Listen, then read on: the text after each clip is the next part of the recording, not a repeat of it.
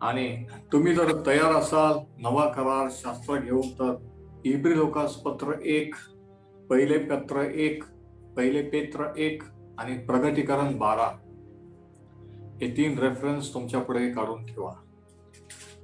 इब्री Lucas पत्र पहिला अध्याय, पहिले पेत्र पहिला अध्याय आणि प्रगटीकरणाचा 12वा अध्याय. आता ह्या मालिकेत, ह्या सिरीज मध्ये आपण आपला विश्वास काय, ख्रिस्ती मंडळीचा विश्वास काय असावा, काय असतो, कोणत्या मूलभूत गोष्टीवर चर्च किंवा मंडळी आपण विश्वास ठेवतो, याबद्दल आपण पाहत आहोत. आतापर्यंत आपण पाहिलं की पवित्र शास्त्र हे देवाचं वचन कसं आहे.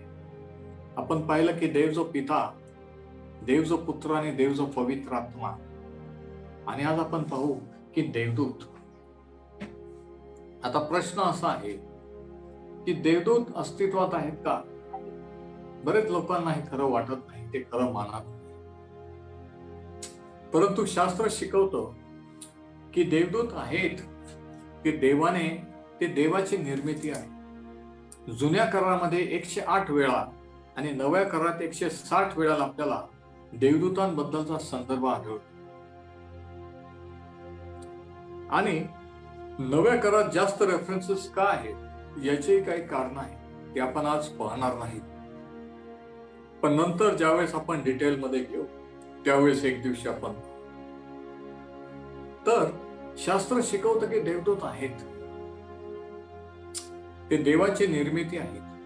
आणि अनेक लोकांचे देखील अनुभव आहेत की ज्यांनी देवदूतांचा अनुभव घेतला, ज्यांनी त्यांना पाहिलं आणि वेगवेगळ्या रीतीने त्यांना अनुभवलं. उदाहरणार्थ जॉन पॅटन नावाचे एक मिशनरी होते. न्यू हेब्रिडीज या नावाच्या बेटावर ते सेवा करायला गेलेले असतात. आणि त्या ठिकाणी, त्या बेटावर जंगली लोक राहत होते आणि हे नवरा बायको त्या ठिकाणी गेले. त्यांनी त्या ठिकाणी त्यांचं झोपडं बांधलं त्या जंगलात आणि राहू लागले. आणि ते लोक वेगवेगळ्या दैवतांची आणि सूर्यचंद्राची भक्ती करणारे, जादू टोना मंत्रतंत्र करणारे हे होते. आणि एका रात्री ह्या लोकांनी त्यांना वेढा घातला, त्यांच्या घराला वेढा घातला. आणि ज्यावेळेस त्यांनी वेढा घातला की ह्या दोघा नवरा बायकोंना जाळून मारून टाकण्यासाठी, त्या लोकांना असं दिसून आलं यांच्या त्या झोपडीभोवती काही लोक हातात तलवारी घेऊन उभे आहेत, एक मोठं सैन्य उभं आहे. आणि म्हणून जरी ते जमलेले होते तरी ते हल्ला करू शकले नाहीत. आणि मग दुसऱ्या दिवशी विचारणा केली असता त्यांच्यातील एका व्यक्तीने, त्या ट्राईबच्या, त्या वंशाच्या प्रमुखाने असं सांगितलं की आम्ही हल्ला करायला आलो होतो, परंतु तुमच्या त्या झोपडीभोवती मोठं सैन्य आणि हातात तलवारधारी लोक आम्ही पाहिले, म्हणून आम्ही काही करू शकलो नाही. आणि खरोखर तुमचा देव हा जिवंत देव आहे. आणि असं म्हणून अनेक जण विश्वासात आले. हे फक्त दोघच नवरा बायको त्या झोपडीत होते. मग ते तलवारधारी लोक, ते सैन्य कोण होतं? अर्थातच देवदूत. आणि अशा रीतीने देवदूतांचे त्यांचं संरक्षण केलं. आणि त्या ठिकाणी कालांतराने अनेक लोक देवाच्या राज्यात आलेले मंडळी तयार झाली. तर अशी अनेक उदाहरणं आहेत. आज आपण पाहू की आजच्या काळामध्ये देवदूतांबद्दल जास्तीच विश्वास किंवा जास्तीत त्यांच्याबद्दल विश्वास दर्शवण्यात येत आहे. अनेक पुस्तकं त्यांच्याबद्दल लिहिले जात आहेत. अनेक टीव्ही सिरियल, टीव्ही शोज आणि टेलिव्हिजनवर आपण पाहतो. त्याच्यापैकी सर्वात प्रसिद्ध असा, फेमस झालेला जो जगभर तो आहे टच्ड बाय एन एंजल. आणि अर्थात ते हॉलिवूडचं वर्जन असल्यामुळे जरी शास्त्राप्रमाणे देवदूत कसे असतात, काय असतात त्यांनी दाखवलेलं नसलं तरीही देवदूत आहेत, असतात, हे त्यांनी सिद्ध केलेलं आहे. आणि म्हणून आजकाल आपण पाहतो एक मोठ्या प्रकारची चळवळ देवदूतांबद्दल निर्माण झाली. आणि वेगवेगळ्या प्रकारची मत प्रणाली आणि समज, गैरसमज देखील त्याच्याबरोबर निर्माण झालेले आहे. परंतु पौलाने कलसेकरास पत्राच्या 2ऱ्या अध्यायामध्ये एक वॉर्निंग दिलेली आहे. कलसेकरास पत्र याचा 2रा अध्याय आणि याच्या 18व्या वचनामध्ये तो असं लिहितो की आपण ज्या गोष्टी पाहिल्या आहेत त्यावर टिकून जो देहबुद्धीने व्यर्थ फुकतो असा कोणी नम्रता व आणि ऐका, देवदूतांची सेवा यांच्या योगाने तुम्ही आपल्या बक्षिसास मुकाल असे तुम्हास न फसो. देवदूतांची सेवा म्हणजे पावलाने ही वॉर्निंग दिली कलस्सेकरांना की देवदूतांची आपण सेवा करू नये. आणि ज्या वेळेस योहानाला प्रगटीकरण झालं आणि त्याने तो देवदूत पाहिला, तो त्याच्या पाया पडू लागला. त्या देवदूताने सांगितलं की उठ आणि उभा राहा, मी पण तुझ्यासारखाच एक आहे, नमन देवाला कर. म्हणजे आपण देवदूतांची सेवा करू नये ही देवाची इच्छा आहे. परंतु जर जुने कॅथलिक चर्च युरोपियन कंट्रीज मध्ये आणि इतर देशात आपण पाहिलं तर देवदूत लहान बाळ म्हणून त्या चर्चवर, त्यांच्या खिडक्यांवर आणि अनेक प्रकारच्या मूर्त्या किंवा स्कल्पचर कारागिरी आपण चर्चच्या भिंतींवर पाहतो. आणि अशा प्रकारे जणू काय देवदूतांना वाजवीपेक्षा जास्त महत्व दिलं जात आहे. आज आपण पाहू की देवदूतांचं कार्य काय, ते काय करतात आणि कशा रीतीने आपला, तुमचा आणि माझा आज ह्या जीवनात असताना, या जगात असताना त्यांचा आपल्याशी काय संबंध असतो. चांगले देव की ते कसे आहेत, ते कसे असतात, ते काय करतात. आता पहिली गोष्ट ही की त्यांना आपल्यासारखं शरीर नाही, ते आत्मे आहेत.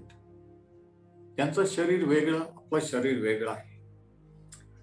दुसरी गोष्ट अशी की ते एकाच वेळी सर्व ठिकाणी उपलब्ध राहू शकत नाही, ते सर्वत्र असू शकत नाही, एका वेळेस एकाच ठिकाणी असू शकत. गब्रियल देवदूताला जुन्या काळात जेव्हा दानिएलकडे पाठवलं त्यावेळेस तो पृथ्वीवर एकाच ठिकाणी असू शकत.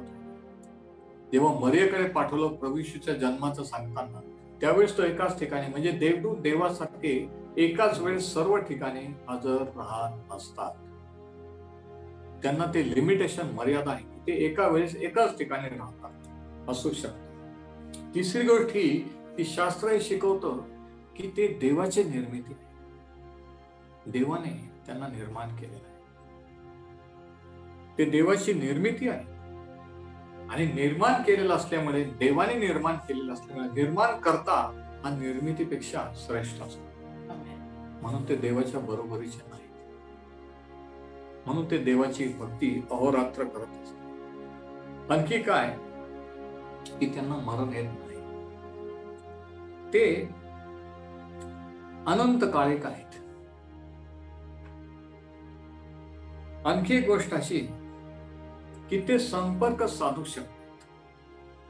त्यांना पर्सनॅलिटी किंवा व्यक्तिमत्व आहे, ते विचार करू शकतात, ते बोलू शकतात आणि ते देवाचा संदेश माणसांपर्यंत आणत असतात. आता पेत्राचे पहिले पत्र याचा पहिला अध्याय आणि 12 वचन हे आपलं आजचं मुख्य वचन आहे. 1 पीटर 1:12, पहिले पेत्र 1 आणि वचन 12.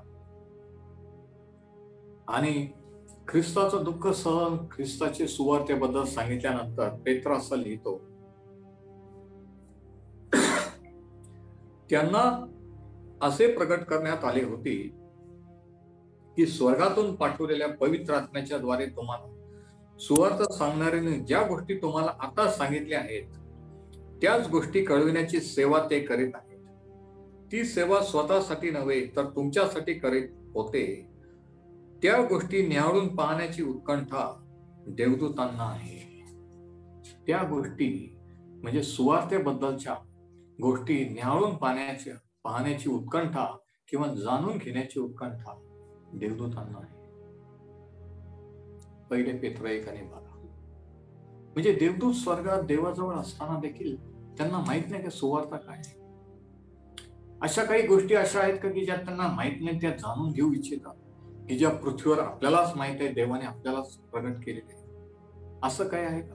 हो. म्हणून या वचनात सांगितलंय, परत 12 वचनाचा शेवटचा भाग बघा, त्या गोष्टी न्याहाळून पाहण्याची उत्कंठा देवदूतांना आहे. म्हणजे आपल्याला जे देवाने कळवलेलं आहे, आपण जे अनुभवलेलं आहोत, ते देवदूतांना अजून कळलेलं नाही, त्यांनी अनुभवलेलं नाही. त्यांनी काय अनुभवलेलं नाही ज्या तुम्ही आणि मी अनुभवलेलं नाही. त्यांना काय कळलेलं नाही जे तुम्ही आणि तुम्हाला मला देवाने कळवलेला आहे. हा आजचा विषय आहे, म्हणून जरा नीट लक्ष द्या. आणखी एक गोष्ट, देवदूतांना भावना आहेत. ते आनंदित होतात, ते खिन्न देखील होतात. इयोबाच्या पुस्तकाच्या 38व्या वचनात आपण वाचतो की देवपुत्रांनी गायन केले. ज्यावेळेस देवाने सृष्टीची निर्मिती केली त्यावेळेस देवपुत्रांनी गायन करून देवाचा जय जयकार केलेला आहे. लूक 15:10 मध्ये आपण वाचतो की एक आत्मा ज्यावेळेस देवाकडे वळतो, स्वर्गात असंख्य दिव्यदूत जय जयकार करतात. बघा, एक आत्मा आणि त्या एका व्यक्तीसाठी स्वर्गात असंख्य देवदूत जय जयकार. म्हणजे एक जण देवाच्या आणि देवदूतांच्या दृष्टीने स्वर्गात किती महत्वाचा आहे. पृथ्वीवर त्याचं इतकं महत्व नाही की एक आत्मा देवाकडे वळला, पण स्वर्गात इतकं महत्वाचं आहे. आणि म्हणून देव एकाला महत्व देत असतो. देवदूत वेगवेगळे रूप धारण करतात. ते देवदूत म्हणून जसं आपण टीव्हीवर किंवा पुस्तकात किंवा आपली जी कल्पना आहे की पांढरे शुभ्र वस्त्र आणि पंख वगैरे, अशा रीतीने ते माणसांना प्रगट झालेले नाही, प्रगट होत नसतात. काही वेळेस ते देवदूत स्वप्नात देखील माणसांना दर्शन देत असतात आणि देवाचा संदेश कळवत असतात. उदाहरणार्थ, प्रभू येशूच्या जन्माबद्दल ज्यावेळेस योसेफाला दिसून आलं की मरिया गर्भवती आहे आणि त्याने सुटपत्र देण्याचा तो विचारात असताना त्या रात्री स्वप्नात देवदूताने त्याला दर्शन देऊन सांगितले. म्हणजे देवदूत स्वप्नाच्याही द्वारे देवाचा संदेश देऊन माणसाला कळवत असतात. जुन्या काळात आपण वाचतो की ते सर्वसाधारण लोकांप्रमाणे प्रगट होतात, देवदूत म्हणून नाही. अब्राम एक दिवशी दुपारच्या भरी तो त्याच्या तंबूच्या दाराशी बसलेला होता आणि त्याने 3 पुरुषांना त्याच्या घराकडे त्याच्याकडे येताना पाहिले आणि तो धावत जाऊन त्यांना भेटला, त्यांना घरी आणलं आणि नंतर त्याला कळलं की ते 3 माणसं नाही तर ते देवदूत आहेत. पण ते सर्वसामान्य लोक. त्याला अगोदर वाटलं की वाट सुरू आहेत, प्रवासी आहेत, म्हणून औपचारिकता पाहुणचार म्हणून त्याने घरी आणलेला. म्हणजे बघा, देवदूत म्हणून बहुतांश वेळा माणसाला प्रगट झालेला नाही. देवदूताने आपण वाचतो की सदोम गोमोरा इथून लोटाची आणि त्याच्या कुटुंबाची सुटका केली. आज आपण पाहू की देवदूतांचं कार्य काय आहे, ते काय करतात. पहिली गोष्ट ही की अहोरात्र रात्रंदिवस अनादि काळापासून निर्माण केल्यापासून आजपर्यंत ते देवाची भक्ती करीत आहे. 24 तास रात्रंदिवस नव्हतं. ते देवाच्या सिंहासना पुढे स्वर्गामध्ये अहोरात्र परमेश्वराची भक्ती करत असतात. दुसरी गोष्ट, हिब्री लोकास पत्र याचा 1 अध्याय आणि 14 वचन जरा बघा. हे एक महत्वाचं वचन आज माझ्या बरोबर तुम्ही पाहावं ही इच्छा आहे, कारण ह्याच्यात एक महत्वाचं सत्य आहे की त्यांचा संबंध आज तुमच्या आणि माझ्याशी कसा आहे. हिब्री लोकास पत्राचा 1 अध्याय आणि वचन 14 या ठिकाणी असं लिहिलेलं आहे. ते म्हणजे देवदूत ते सर्व वर्षाने तारण प्राप्त होत असलेल्यांसाठी, म्हणजे ज्यांचं तारण झालेलं आहे आणि झालेलं नाही पण होणार आहे, तारण प्राप्ती होत असलेल्यांसाठी सेवा करावयास पाठविलेले असे परिचारक आत्मे नाहीत काय. They are ministering spirits sent forth to minister to them who are the heirs of salvation. म्हणजे माणसाच्या तारणामध्ये, माणसाच्या देवाकडे वळण्यामागे देवदूतांचा हात असतो, सहभाग असतो का? हो, थेट संबंध असतो, थेट सहभाग असतो. लक्षात घ्या. म्हणून हिब्री लोकास पत्र 1 आणि वचन 14, जर शास्त्र नसेल तर हे नोट डाऊन करा, लिहून घ्या. हिब्री 1:14, ते सर्व वर्षाने तारण प्राप्ती होत असलेल्यांसाठी सेवा करायला पाठवले. म्हणजे तुम्ही आणि मी जे आपलं तारण झालेले, आपण देवाचे झालेलो आहोत आणि ज्यांचं होणार आहे, त्यांना देवाने आपल्या सेवेसाठी, आपण जगात असताना आपल्याला मदत करण्यासाठी, सहाय्य करण्यासाठी पाठवलेलं असतं. Praise the Lord. आता कशा प्रकारे ते सेवा करतात आणि आपल्यासाठी ते काय करतात यात आपण पाहू. पण मेन पॉइंट हा की आपण त्यांची सेवा नाही करायची, तर त्यांना आपली सेवा करण्यासाठी देवाने पाठवलेलं आहे. ते परिचारक किंवा सेवा करणारे आत्मे आहेत. ते निरोप आणणारे आहेत. देवाचा निरोप आपल्यापर्यंत आणणारे आहेत. जसं गब्रिएल देवदूताने जखर्याला निरोप आणला की तुला पुत्र होईल आणि बाप्तिस्मा करणारे. मरियाला निरोप आणला की तू गर्भवती होऊन तुला पुत्र. म्हणजे दे आर गॉड्स मेसेंजर. देवाचा संदेश पृथ्वीवर आपल्यापर्यंत आणणारे ते परिचारक असे आत्मे आहेत. स्तोत्र 103 मध्ये सांगितलं की ते देवाची वाणी ऐकतात आणि त्याप्रमाणे आज्ञापालन करतात. दानिएलाचं पुस्तक आणि प्रकटीकरणाचं पुस्तकाचा बहुतांश भाग हा देवदूताच्या द्वारे दानिएलाला आणि नव्या करारात योहानाला प्रकट झालेला आहे. म्हणजे बघा, देवाचा संदेश, देवाचं वचन हे माणसापर्यंत आणण्याचं कार्य हे देवदूत करतात. कारण ते तारण झालेल्या होत असलेल्या लोकांसाठी सेवा करायला पाठवलेले देवाचे परिचारक आत्मे. आणखी ते काय करतात? पहिली गोष्ट देवाची भक्ती करतात, दुसरी गोष्ट आपली सेवा करतात, तिसरा पॉइंट, तिसरी गोष्ट ते आपलं संकटापासून संरक्षण करतात. स्तोत्रांमध्ये स्तोत्र 34 मध्ये लेखी परमेश्वराचा दूत त्याचे भय करण्याभोवती छावणी देतो आणि त्याचं सुटका करतो. ते प्रोटेक्ट अस, ते आपलं संरक्षण करतो. बरेच वेळेस अनेकांच्या साक्ष आहेत की आम्ही ऍक्सिडेंट मध्ये वाचलो आणि गाडीचा इतका भयानक ऍक्सिडेंट झाला, नाश झाला, परंतु यांना काही लागलं नाही किंवा ते बाजूला फेकले गेले. असं कसं होऊ शकतं? असं कसं झालं? देवदूतांचं संरक्षण, ते संरक्षण करण्याचं कार्य ते करत असतात. प्रेषितांच्या कृत्याच्या पुस्तकात 3 गोष्टी आहेत, 3 उदाहरणं आहेत की कशा रीतीने देवदूतांनी कार्य केलेलं आहे. प्रेषितांचे कृत्य 5वा अध्याय, त्यांनी धीर देऊन सांगितलं की देवाचं वचन जाऊन सांगा. प्रेषितांचे कृत्य 12व्या अध्यायात आपण ती स्टोरी वाचतो की कसं पेत्राला तुरुंगामध्ये ठेवण्यात आलं होतं आणि इकडं प्रेयर मीटिंग चालली होती चर्चची आणि ते प्रार्थना करीत होते की पेत्राची सुटका व्हावी. आणि देवाने दूत पाठवून रात्रीच्या मध्यरात्रीच्या वेळेस तो बेड्याने घातलेला असताना आणि सर्व ते लोखंडी गेट जेलचे बंद असताना देवदूताने त्याला थाप मारून उठवलं, त्याच्या बेड्यात उठल्या आणि त्याची सुटका केली आणि त्याला गेटच्या बाहेरपर्यंत पोहोचवलं. ते सेवा करणारे, तारण झालेल्या लोकांचे सेवा करणारे परिचारक आत्मे आहेत. अशा रीतीने ते कार्य करतात. पेत्राची त्यांनी सुटका केली. पाऊलाच्या सेवेमध्ये ख्रिस्तांच्या कृत्याच्या पुस्तकात आपण वारंवार वाचतो की कशा रीतीने देवदूतांनी त्याला वाचवलं, त्याला सहाय्य केलं. चौथी गोष्टी लूक 16 मध्ये आपण वाचतो एक दाखला जो प्रभू येशूने सांगितला. श्रीमंत माणसाने भिकारी लाजार, आणि ज्यावेळेस तो भिकारी, पण तो बिलीवर भिकारी होता, ज्यावेळेस तो लाजार मरण पावला, शास्त्र असं सांगतं प्रभू येशूने म्हटलं की देवदूत येऊन त्याला अब्रामाच्या उराशी घेऊन गेले. बघा, ज्यावेळेस विश्वासारी व्यक्ती मरण पावते, मरणाच्या जवळ येते, त्यावेळेस देवदूत त्यांना स्वर्गात घेऊन जायला हजर असतात. मला आठवतं आमच्या लहानपणी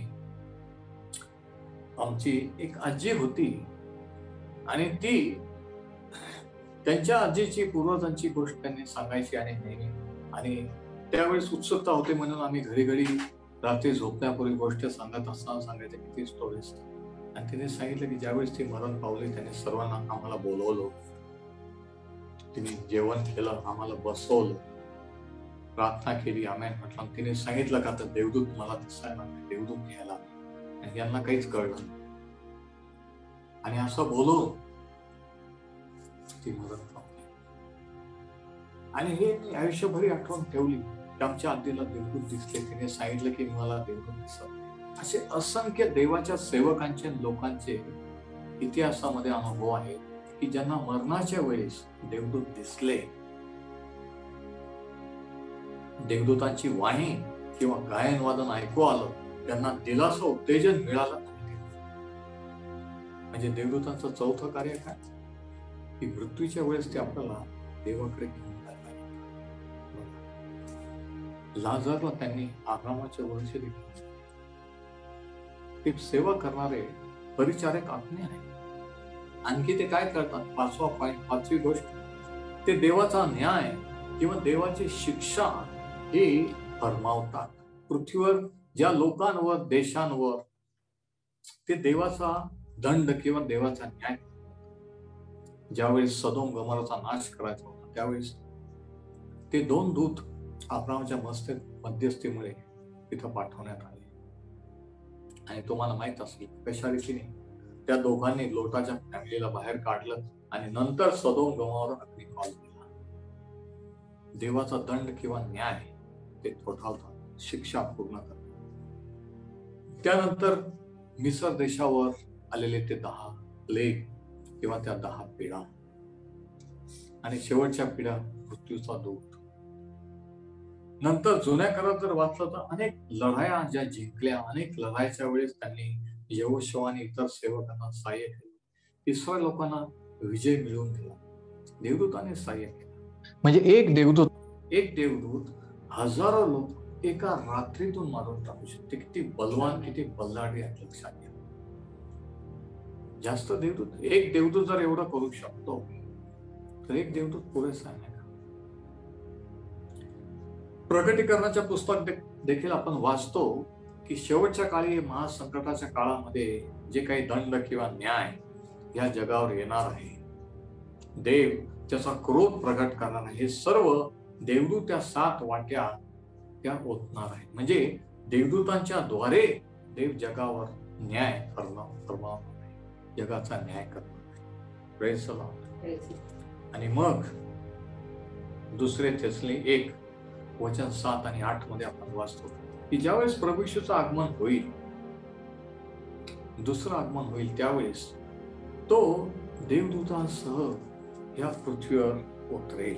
दुसरे थेसली 1 वचन 7 आणि 8 आपण जरा वाचू. दुसरे थेसली त्याचा 1 अध्याय आणि वचन 7 आणि 8 मध्ये असं लिहिलेलं आहे, तर ते प्रभू येशू आपल्या सामर्थ्याच्या दूतासह, प्रभू येशू आपल्या सामर्थ्याच्या दूतासह स्वर्गातून अग्नज्वलित विशिष्ट असा प्रगट होण्याचा समय होईल. तेव्हा जे देवाला ओळखत नाही व आपल्या प्रभू येशूची सुवार्ता मानित नाही त्यांचा तो सोड होईल. म्हणजे प्रभू येशूच्या आगमनाच्या वेळी देखील ते त्याच्याबरोबर असते. आणखी काय, ते युद्ध करणारे हे आत्मे आहेत. मिखाएल आद्य देवदूत याने दुरात्म्यांबरोबर, आकाशातील दुरात्म्यांबरोबर युद्ध केलं. त्यावेळेस देवदूताने त्याला सहाय्य. प्रकटीकरण 12 मध्ये परत एकदा आपण वाचतो की त्याने ते श्वापद आणि त्याच्या सैन्याबरोबर लढला. त्यावेळेस मिखाएल आणि त्याचे दूत, स्वर्गीय दूत लढलेले, म्हणजे लढाई करणारे हे दूत. परंतु या सैतानाचे जे दूत, ज्यांनी सैतानाबरोबर हातमिळवणी करून बंडखोरी केली, ते दुष्ट दूत, जे पतन पावलेले दूत, यांचा अंत शेवटी नरकात अग्नीच्या सरोवरात सैतानाबरोबर होणार आहे, असं शास्त्र शिकवतं. आणखी काय, 6वी गोष्ट अशी की ज्यावेळेस आपण चर्च घेतो, प्रार्थना करतो, ज्यावेळेस आपण देवाची भक्ती करतो, त्यावेळेस आपल्यामध्ये देवदूत हजर असतात. अनेक विश्वासार्हांना हे माहित नाही. 1 कोरिंथियस पत्र याचा 11वा अध्याय जरा बघा. 1 कोरिंथियन्स 11. ज्यावेळेस चर्च सर्व्हिस सुरू असते त्यावेळेस त्या चर्च सर्व्हिस मध्ये देवदूत हजर असतात, असं शास्त्र शिकवतं. कुठं लिहिलेलं आहे? 1 कोरिंथ 11 आणि वचन 10 या ठिकाणी पाऊल असं लिहितो, या गोष्टी दाखल्या रूपाने त्यांना भेटल्या. कोरिंथियस 1 पत्र याचा 11वा अध्याय आणि 10व वचन. ह्यामुळे देवदूताकरिता स्त्रीने आपल्यावर असलेल्या अधिकाराचे चिन्ह मस्तकावर ठेवावे हे योग्य आहे. स्त्रियांनी भक्तीच्या वेळेस मस्तक झाकावे अशी आज्ञा मंडळीला पाऊल देत असताना तो म्हणतो, त्याने सांगितलं वचन 12 मध्ये जर आपण वाचलं की जशी स्त्री पुरुषापासून तसा पुरुष स्त्रीपासून नव्हे आणि सर्व काही देवापासून आहे. तुम्ही आपसात विचार करून पहा, मस्तकावर आच्छादन घेतल्या वाचून देवाची प्रार्थना करणे शोभते काय? तर आच्छादन अधिकाराचं प्रतीक आहे आणि ज्यावेळेस स्त्रिया मस्तक झाकतात त्यावेळेस ते पुरुषाच्या अधीन आहेत, देवाच्या अधीन आहेत हे दर्शवतात. आणि त्यावेळेस तो म्हणतो 11व्या अध्याय 10व्या वचनात की ह्यामुळे देवदूतांकरिता स्त्रीने आपल्यावर असलेल्या अधिकाराचे चिन्ह मस्तकावर ठेवावे. कोणाकरिता? देवदूतांकरिता. म्हणजे काय देवदूत चर्च सर्व्हिस मध्ये हजर असतात? हो. म्हणून पाऊल म्हणतो देवदूतांकरिता स्त्रियांनी मस्तक झाकावे. आजकाल फॅशन आहे, बऱ्याचशा चर्च मध्ये बऱ्याचशा पालखींबाई सुद्धा डोकं झाकत नाहीत, स्टाईल झालेली आहे. परंतु ती स्टाईल नव्या करारात शास्त्राला धरून नाही. डोकं झाकणं स्त्रियांनी ही अधिकाराचं प्रतीक आहे आणि देवदूत हजर असतात आणि ते पाहतात की ही स्त्री देवाच्या अधिकारात आहे. कारण ते रात्रंदिवस देवाची भक्ती करतात. त्यांनी सैतानाला, लुसिफर आणि त्याच्या दूतांना बंडखोरी करून पतन पावताना पाहिलेला. देवाचा अधिकार त्यांना माहित आहे आणि म्हणून देवदूतांकरिता स्त्रियांनी मस्तक झाकावे असं शास्त्र शिकवतो. म्हणजे आपल्या भक्तीच्या वेळेस देवदूत हजर असतात. आणखी काय? ऑर्डिनेशन सर्व्हिसच्या वेळेस, ज्या वेळेस बाळकांचं सेवकांचं ऑर्डिनेशन होतं त्यावेळेस देखील देवदूत हजर असतात असं शास्त्र शिकवतं. आता हे अनेकांना माहित नाही, अनेकांना हे कदाचित तुम्हाला शॉकिंग असेल, पण हे देवाच्या वचनात आहे. 1 तिमोथेचा 5वा अध्याय आणि 21वा वचन. 1 तिमोथेचा 5वा अध्याय आणि वचन 21 मध्ये तिमोथेला लिहिताना पौल काय लिहितो बघा. देव ख्रिस्त येशू व निवडलेले देवदूत यांच्या समोर मी तुला निक्षून सांगतो की मनात आडी न धरता ही आज्ञा पाळ. बघा, देवदूत तो म्हणतो की देव ख्रिस्त येशू व निवडलेले देवदूत यांच्या समोर. पाऊल तिमोथेला नेमत आहे सेवेसाठी. तो म्हणतो त्याच्या अगोदरच्या वचनात जर वाचलं की सेवकांना नेमणं, ऑर्डिनेशन करण्यात, आणि तो ह्या आज्ञा ह्या गोष्टी सांगत असताना तो काय म्हणतो की देव ख्रिस्त येशू व निवडलेले देवदूत यांच्या समोर मी तुला निक्षून सांगतो. म्हणजे पाऊल म्हणतो हे जे मी तुला सांगत आहे हे देव ऐकत आहे, प्रभू येशू ख्रिस्त ऐकत आहे आणि देवदूत पण ऐकत आहे. म्हणजे देवदूत ऑर्डिनेशनला हजर असतात का? हो. Praise the Lord. तर हे देवदूतांचं कार्य आहे. ज्यावेळेस सेवेच्या कामगिरीवर सेवकांना, बाळकांना नेमलं जातं, ऑर्डिनेशन सेरेमनी असते, त्यावेळेस त्या भक्तीमध्ये देवदूत हजर असतात. Praise the Lord. आता ह्या गोष्टीवरून आपण काय शिकू शकतो? 2 महत्वाच्या गोष्टी शिकतो, 2 महत्वाचे सत्य. इकडे बघा, ज्यावेळेस देवाने माणूस निर्माण केला तो देवाच्या प्रतिमेत होता. आता इकडे पाहिलं तर तुम्हाला एक प्रगतीकरण, आपल्यासारखा, आपल्याशी सदृश देवाच्या प्रतिमेत होता देवाने. आणि ज्यावेळेस माणसाने पाप केलं त्याने ती प्रतिमा गमावली, ते स्थान गमावलं. आणि म्हणून स्तोत्रकर्ता म्हणतो की तू त्याला, म्हणजे माणसाला, देवदूतांपेक्षा किंचित कमी असं केलं. देवदूतांपेक्षा कमी केलं नाही, देवाच्या प्रतिमेत होतं. माणसाने ते स्थान गमावलं, परंतु देवाने त्याचा पुत्र प्रभू येशूला पाठवलं आणि परत आपल्याला खंडून घेतलं, त्याच्या पुत्राने कन्या केलं आणि आपल्याला परत त्या देवाच्या पुत्राच्या लेव्हलला आणलं. जे स्थान आपलं होतं ते पापामुळे गमावलं होतं, ते परत त्या स्थानाला नेलं. आणि म्हणून आपली सेवा करणारे देवदूत हे परिचारक आत्मे आहेत, सेवा करणारे आत्मा आहेत. Praise the Lord. आता आज जरी आपल्याला आता जरी वाटत असले की आपण देवदूतांपेक्षा कमी आहोत, परंतु आपलं स्थान त्यांच्यापेक्षा देवापुढे अधिक आहे. ते आपली सेवा करणारे आहे. आणि जो दुसऱ्याची सेवा करतो, तो ज्याची सेवा करतो तो त्याच्यापेक्षा मोठा असतो. पुष्कळ विश्वास करणाऱ्या पुष्कळ देवाच्या लोकांना हे सत्य माहित नाही. बघा, तुम्ही आणि मी येशू ख्रिस्ताच्या द्वारे देवाचे पुत्र आणि कन्या आहोत. हे नातं आपलं देवाशी आहे. प्रभू येशू ख्रिस्त आपला मोठा भाऊ, मोठा बंधू असं शास्त्रात म्हटलेलं आहे.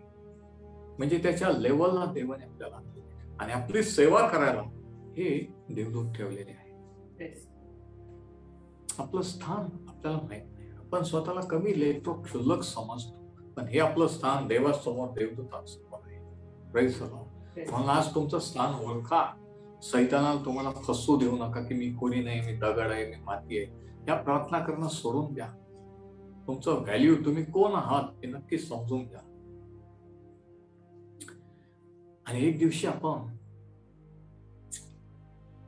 आपल्याला ते स्थान प्रत्यक्षात मिळणार आहे. आपल्याला देवदूतांसारखं शरीर नाही तर गौरवी शरीर मिळणार आहे. देवदूतांचं एक शरीर पाऊल म्हणतो आणि आपल्याला मिळणारं गौरवी शरीर ते वेगळं. पण शास्त्र सांगते की ज्यावेळेस तो प्रगट होईल, भविष्य आपण त्याच्यासारखे होऊ. आपण त्याच्यासारखे होऊ. पहिल्या योहानाच्या पत्रात आपण देवदूतांसारखे होणार नाही. तुम्ही आणि मी प्रभू येशू सारखे होणार. माझा प्रश्न तुम्हाला हा आहे, देवदूत मोठे की प्रभू येशू मोठा? तुम्हाला मला देवदूतासारखं व्हायचं की प्रभू येशू सारखं व्हायचं? आपण त्याच्यासारखे, प्रभू येशू सारखे होणार आहोत. हालेलुया. आणखी एक गोष्ट अशी की देवदूत लग्न करून घेत नाहीत, लग्न करून देत नाही. दे कॅनॉट प्रोक्रिएट. ते जन्माला घालत नाही. जेवढी संख्या देवाने निर्माण केली तेवढीच संख्या जेव्हा निर्माण केली ती आजही आहे आणि कायमची राहणार नाही. मनुष्यांची लोकसंख्या वाढ, मनुष्याला ही कॅपॅसिटी आहे जन्म देण्याचा, जीवन निर्माण करण्याचा, टू प्रोड्यूस लाईफ. पुरुषाला, माणसाला कॅपॅसिटी आहे, पण ती कॅपॅसिटी, ती क्षमता देवाने देवदूतांना दिलेली नाही. म्हणून ते त्यांची संख्या वाढवू शकत नाही. कोणत्याही देवदूताचा देवाशी संबंध पुत्र आणि कन्या म्हणून नाही आहे. तो तुमचा आणि माझा आहे. Praise the Lord. ते आपल्याला सेवा करणारे, आपल्याला सहाय्य करणारे आहेत. Praise the Lord.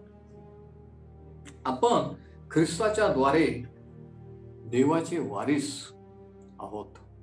आणि एक दिवशी ज्या गोष्टीचे आपण वारीस आहोत त्यावेळेस देव पिता प्रभू येशू ख्रिस्त आपल्याला उरलेला आपला हक्क, आपला वाटा देईल. त्यावेळी देवदूत जय जयकार करतील आणि आपण ख्रिस्ताबरोबर राज्य करू.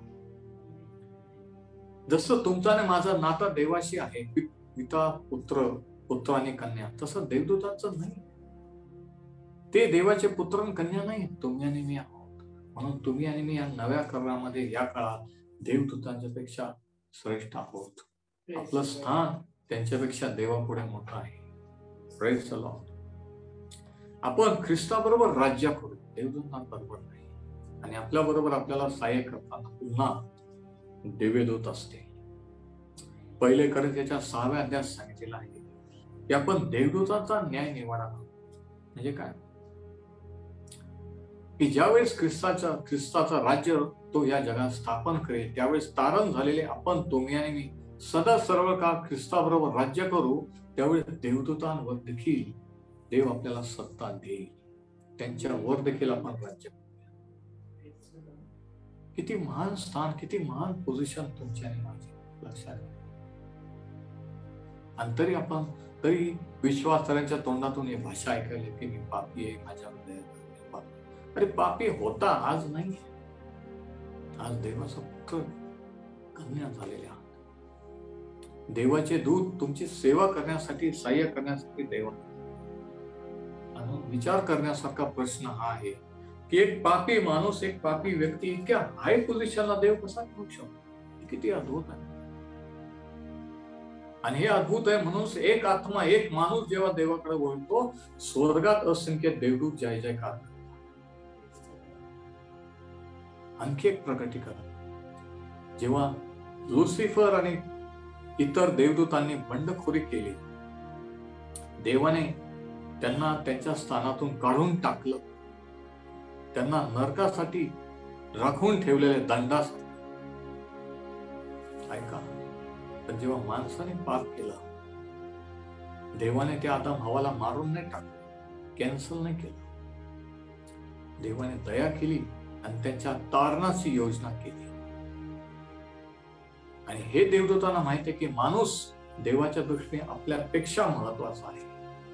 आपल्यासाठी देवाने पुत्र नाही पाठवला, माणसासाठी पाठवलेला. प्रभू येशू ख्रिस्त देवदूतांसाठी नाही आला, तुमच्या माझ्यासाठी आला. जरा विचार करा, देवाच्या दृष्टीने आपण किती महत्वाचे आहोत, देवदूतांपेक्षा महत्वाचे आहोत. तर पहिले सत्य हे की एक दिवस आपण त्यांच्यावर राज्य करू, आपलं स्थान त्यांच्यापेक्षा अधिक प्रत्यक्षात आपल्याला अनुभवायला मिळेल. दुसरा पॉइंट, दुसरी गोष्ट की देवदूतांना तारणाबद्दलच्या गोष्टी जाणून घेण्याची उत्कंठा आहे असं शास्त्र सांगतात का. दुसरा पॉइंट हा, why are angels interested in salvation. माणसाच्या तारणामध्ये देवदूत इतके आनंदित का होतात? एक माणूस देवाकडे आल्यावर इतकं स्वर्गात जय जयकार का करत? कधी विचार केला का? पहिले पेत्र 1 आणि 12 मध्ये आपण वाचलं आणि परत एकदा मी वाचतो. त्या गोष्टी न्याहाळून पाहण्याची उत्कंठा देवदूतांना आहे. कारण पापी माणसाचं जेव्हा तारण होतं, जेव्हा त्याच्या पापांची क्षमा होते, हा आनंद फक्त तारेला व्यक्तीच अनुभवू शकतो. देवदूतांना तो अनुभव नाही, कारण देवदूतांचं तारण होत नाही. ज्यांनी बंडखोरी केली, देवाने त्यांना नाशासाठी राखून ठेवले. त्यांच्यासाठी तारण नाही, तारण तुमच्या आणि माझ्यासाठी आहे. Praise the Lord. म्हणून ह्या गोष्टी ते न्याहाळून पाहण्याची उत्कंठा आहे की हे कसं असतं, कसं वाटतं, कसं काय देव पापी लोकांना तारणात घेतो, त्यांच्यावर इतकं प्रेम करतो. त्यांना तारणाचा अनुभव नाहीये, म्हणून त्यांना उत्कंठा आहे. ज्यावेळी आदम हवा यांनी एदेन बागेत पाप केलं, देवाने त्यांना एदेन बागेच्या बाहेर ढकलून दिलं आणि तिथे 2 करुबीम नावा म्हणजे देवदूत त्या ठिकाणी ठेवले की परत माणसाने आज जाऊन ते फळ खाऊन आपला कायमचा नाश करू नये, कायमचा त्या स्थितीत राहू नये, म्हणून माणसाच्या संरक्षणासाठी त्याने ते करुबीम नावाचे देवदूत तिथे ठेवले. आता माणसाची निर्मिती, माणसाचं पतन, हे सर्व प्राचीन काळापासून देवदूत स्वर्गातून पाहत आलेले आहेत की देवाने माणूस सृष्टी कशी निर्माण केली, माणसाने काय केलं, देवाने माणसासाठी काय केलं, देव काय करत आले, हे सर्व देवदूत पाहत आलेले आहेत. ज्यावेळेस देवाने अब्रामाला बोलवलं तेव्हा देवदूत पाठवले. ज्यावेळेस मोशेला दर्शन दिलं त्या जळत्या झुडपातून, तेव्हा देवदूत पाठवले. याकोबाच्याही बाबतीत ज्यावेळेस दानिएलला भविष्यात काय होणार आहे कळवलं, त्यावेळेस देवदूत पाठवले. म्हणजे देव त्याचा संदेश माणसांना काय कळवतो, ज्याला देव पाठवत असे त्यालाच ते माहित होतं आणि तो येऊन खाली माणसांना, देवदूतांना व स्वर्गात माहित नव्हतं की कोणता संदेश घेऊन गब्रिएल खाली गेला आहे, कोणता संदेश, कोणतं प्रकटीकरण दानिएलला दिलं. हे जे प्रकटीकरण, हे जे पवित्र शास्त्र, हे प्रकटीकरण जे आपल्याला मिळालेलं आहे, हे देवदूतांना माहित नाहीये. तुम्हाला मला जे तारण प्राप्त झालेलं आहे, पापांची क्षमा झालेली आहे, हा देव कशी पापांची क्षमा करतो याचा अनुभव देवदूतांना नाही. कारण ज्यांनी पाप केलं ते कायमच्या दंडासाठी राखून ठेवले, ज्यांनी पाप नाही केलं ते देवाची भक्ती करत आहे, पण क्षमेचा आनंद, तारणाचा आनंद त्यांना नाही. देव ह्या माणसाला ज्याने त्याने त्याच्या प्रतिमेत निर्माण केलं, अशा काय गोष्टी प्रकट करीत आहे, काय काय करीत आहे, काय करणार आहे, हे ते जाणून घेऊ इच्छितात. Praise the Lord. आणि मग आपण पाहतो की प्रभू येशू ख्रिस्त ज्यावेळेस जगात जन्माला मनुष्य रूपाने, त्यावेळेस देवदूत हजर होते. मेंढपाळात जाऊन त्यांनी ती बातमी कळवली. त्यांनी योसेफाला कळवलं. ते इतके उत्साहित झाले. मला तर असं वाटतं ज्यावेळेस ती घटना घडणार होती, देवाचा पुत्र पृथ्वीवर आगमन होणार होता, मी अशी कल्पना करतो की स्वर्गात सर्व दिव्यदूत मिखाईल गाब्रिएल अटेन्शन मध्ये होते की हे परमेश्वरा, मी तुझा संदेश घेऊन पृथ्वीवर जाऊ का? प्रत्येकाला वाटत होत की माझा नंबर लागला तर बरा होईल, मला ते सौभाग्य मिळालं तर बरा होईल की देवाचा पुत्र पृथ्वीवर जन्म घेणार आहे, हा संदेश मी मानव जातीला दिला. बघा, ह्या गोष्टी जाणून घेण्याची उत्कंठा, न्याहाळून पाहण्याची उत्कंठा देवदूतांना आहे. बघा, देवाच्या प्रत्येक कार्यामध्ये देवदूतांचा सहभाग आहे. माणसाच्या तारणामध्ये तुमचं जे तारण झालं त्याच्यात त्याचा सहभाग आहे. आपल्या दैनंदिन जीवनात धोके, ऍक्सिडेंट, जे काही घटना घडतात त्याचं संरक्षण करणारे, देवाच्या वचनाचं प्रगटीकरण, मार्गदर्शन, इतर गोष्टी, हे सर्व मध्ये देवदूतांचा सहभाग आहे असतो. पण आपल्याला माहित नाही. आपण म्हणतो हे प्रभू तू मला वाचव, तू मला संरक्षण दे. तो म्हणतो की माझे दिव्यदूत तुझं रक्षण करण्यासाठी मी दिले. तू विश्वास ठेव.